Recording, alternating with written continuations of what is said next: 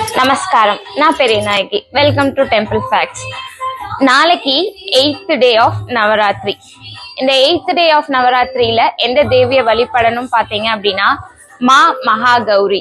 மகாகௌரி இவங்க என்ன கொடுக்குறவங்க அப்படின்னு பார்த்தீங்க அப்படின்னா ப்ராஸ்பரிட்டி அண்ட் பியூரிட்டி, ஹார்ட்டோட பியூரிட்டி இதெல்லாம் கொடுக்குறவங்க.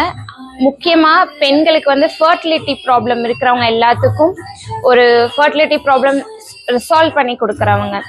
ஸோ மகாகௌரிக்கு வந்து என்ன பிரசாதம் பண்ணணும்னு பார்த்தீங்க அப்படின்னா கோகோனட், தேங்காயில என்ன பிரசாதம் வேணாலும் வைக்கலாம். இல்லை நீங்க தேங்காவே வச்சாலும் ஓகே.